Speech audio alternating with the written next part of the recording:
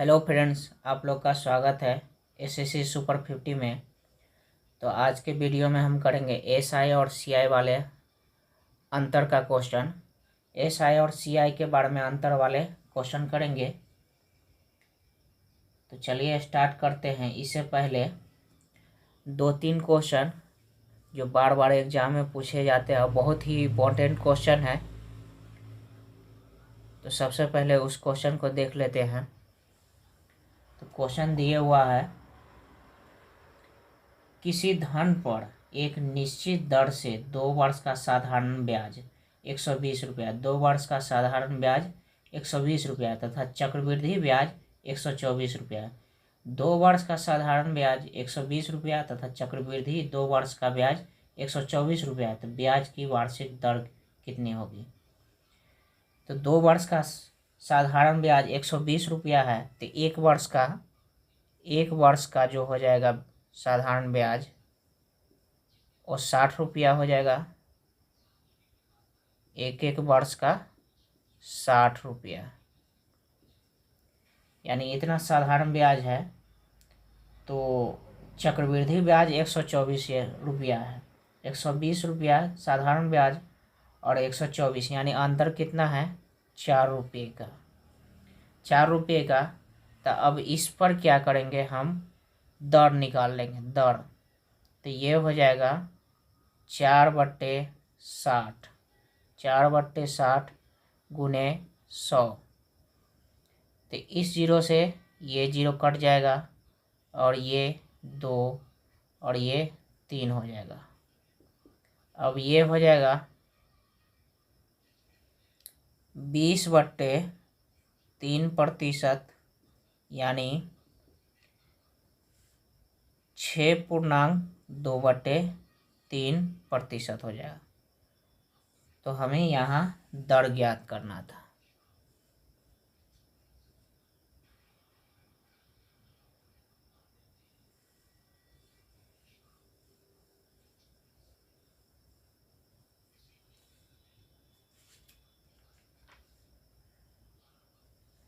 आगे का क्वेश्चन दिया हुआ है, किसी धन पर 2 वर्ष का चक्रवृद्धि ब्याज 282.15 रुपया तथा साधारण ब्याज 270 रुपया, तब ब्याज की वार्षिक दर कितनी है? तो उसी प्रकार का क्वेश्चन है। एक और क्वेश्चन उसी प्रकार का है, तो उसको भी देख लेते हैं।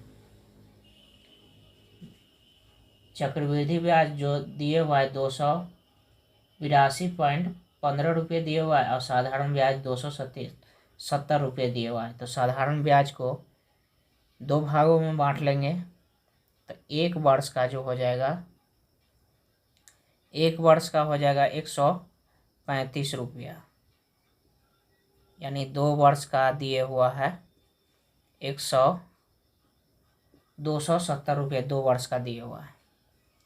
अब इसका 270 रुपया साधारण ब्याज जो है 270 रुपया है और चक्रवृद्धि ब्याज 282.15 रुपया है। तो अंतर कितना है? 270 का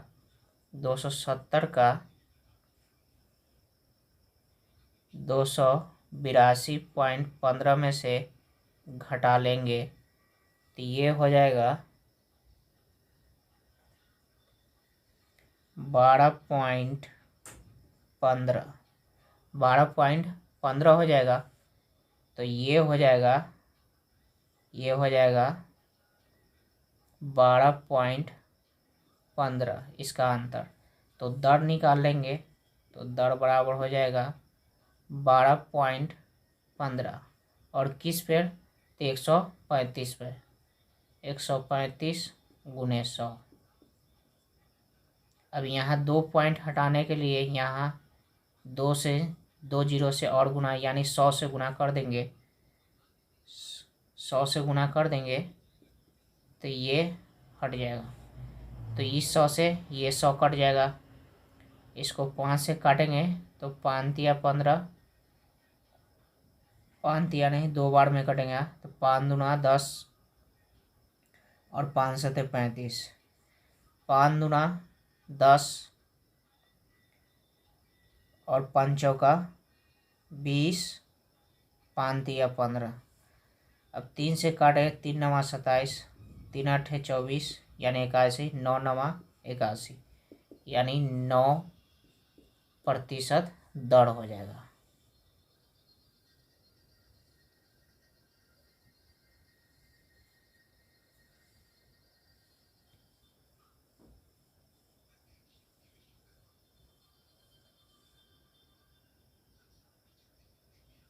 क्वेश्चन दिए हुआ है, कोई धन चक्रवृद्धि ब्याज से 5 वर्ष में दुगुना हो जाता है तो कितने वर्ष में ये 8 गुना हो जाएगा। तो कोई धन दिए हुआ है चक्रवृद्धि ब्याज से जो 5 वर्ष में दुगुना हो जाता है और पूछ रहा है कि 8 वर्षों में 8 गुना कितने वर्षों में हो जाएगा। तो 5 वर्ष में दुगुना हो जाता है, 2 गुना, तो 8 गुना कितने वर्षों में होगा। तो 5 वर्ष में 2 गुना, तो फिर 5 वर्ष और लेगा तो ये 2 गुना यानी 4 गुना हो जाएगा, 4 गुना। फिर 5 वर्ष लेगा, तो ये हो जाएगा 8 गुना, 8 गुना। तो कितने वर्षों में 8 गुना हो रहा है, तो 15 वर्षों में। तो 15 वर्ष में 8 गुना हो जाएगा, 15 वर्षों में 8 गुना हो जाएगा।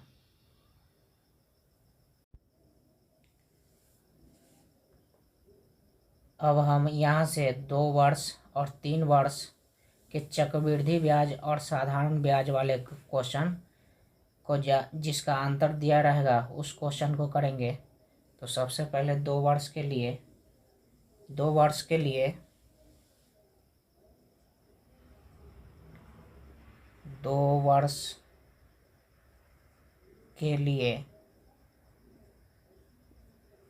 चक्रवृद्धि ब्याज और साधारण ब्याज का अंतर दिया रहेगा। तो ये हो जाएगा फॉर्मूला D बराबर P R स्क्वायर बट्टे 100 का स्क्वायर,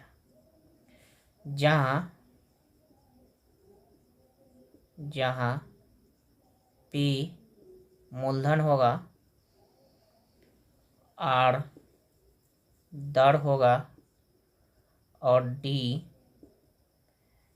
जो हो जाएगा SI और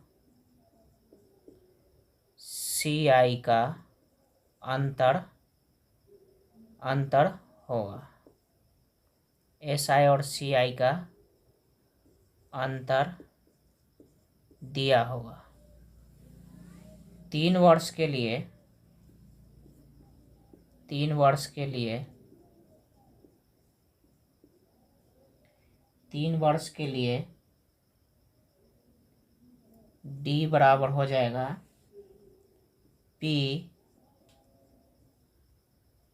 300 plus R into R square बटे 100 का क्यूब। तो ये दोनों फार्मूला का यूज करेंगे 2 वर्ष के लिए इस फार्मूले का और 3 वर्ष के लिए इस फार्मूले का। तो इस पे क्वेश्चन देख लेते हैं। क्वेश्चन दिए हुआ है, किसी धन पर 4% वार्षिक दर से 2 वर्ष का चक्रवृद्धि ब्याज तथा साधारण ब्याज का अंतर 80 रुपया है, तो यह धन कितना होगा। तो 80 रुपया अंतर दिए हुआ है 2 वर्ष के लिए, तो ये हो जाएगा 80। और यहाँ मूलधन हमें निकालना है, तो ये P और R दर जो दिए हुआ है 4% दिए हुआ है, तो इसका 4 का स्क्वायर 16 हो जाएगा बटे 100 गुने 100 यानी 100 का स्क्वायर। अभी यहाँ क्या करेंगे, इस 16 से काट लेंगे तो ये 16 पंचे 80। तो P हमारा कितना हो जाएगा, मूलधन जो हो जाएगा 5000 यानी 50,000 मूलधन हो जाएगा। तो इस तरीके से CI और SI वाले क्वेश्चन को आसानी से सोल्व करेंगे।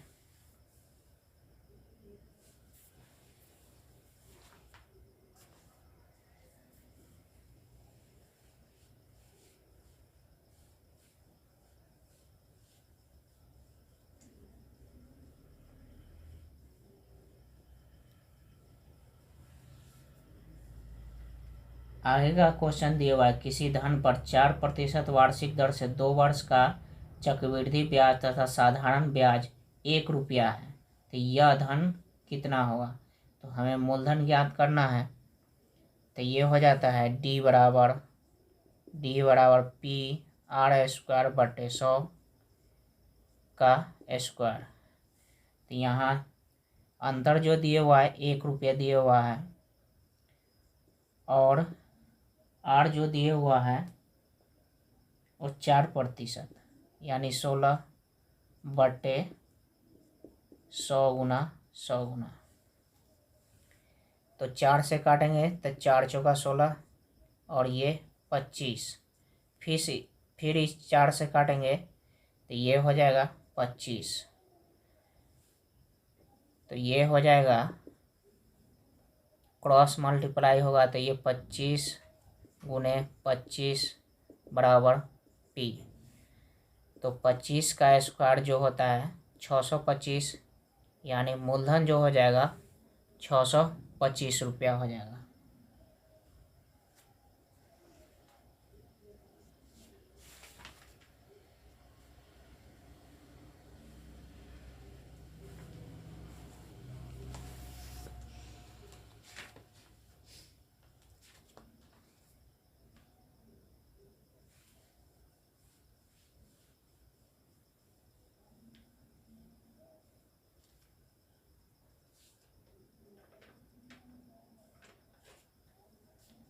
आगे का जो क्वेश्चन दिया हुआ है, 15,000 रुपये का 2 वर्ष का चक्रवृद्धि ब्याज तथा साधारण ब्याज का अंतर 96 रुपया है, तब ब्याज की वार्षिक दर कितनी होगी। तो 2 वर्ष का चक्रवृद्धि ब्याज और साधारण ब्याज का अंतर 96 दिया हुआ है, तो ये हो जाता है D बराबर PR² बटे 100 का स्क्वायर। तो ये यहाँ जो अंतर जो दिए हुआ है 96 दिया हुआ है, और हमें यहाँ दर ज्ञात करना है। तो कभी हमें अंतर दिया रहेगा और हमें मूलधन ज्ञात करना होगा, कभी हमें दर ज्ञात करना होगा। तो यहाँ हमें दर ज्ञात करना है और मूलधन दिया हुआ है।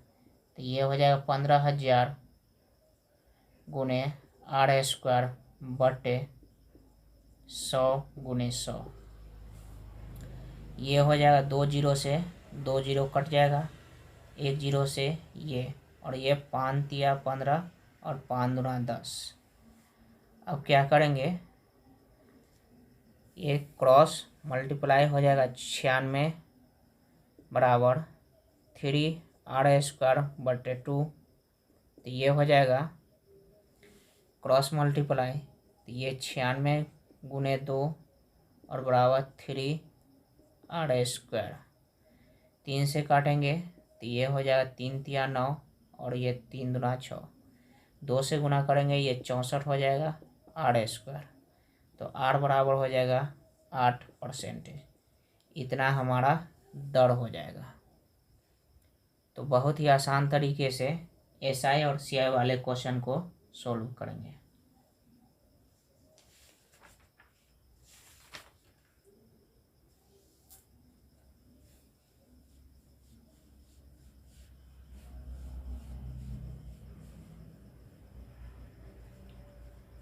आगे का जो क्वेश्चन दिया हुआ है, किसी धन का 5% वार्षिक दर से 3 वर्ष का चक्रवृद्धि ब्याज तथा साधारण ब्याज का अंतर 61 रुपया हो तो धन ज्ञात कीजिए। तो इसका फॉर्मूला जो हो जाता है 3 वर्ष के लिए, D बराबर P 300 प्लस R² बटे 100 का क्यूब, ये होता है। तो अंतर जो दिए हुआ है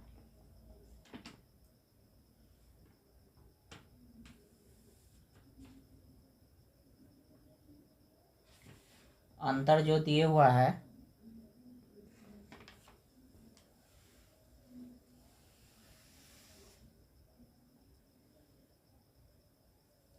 अंतर दिया हुआ है 61 रुपया दिया हुआ है, और पी ये 300, आर जो दिए हुआ है 5% है, 5 और 5 का स्क्वायर 25 बटे 100 गुने 100 गुने 100।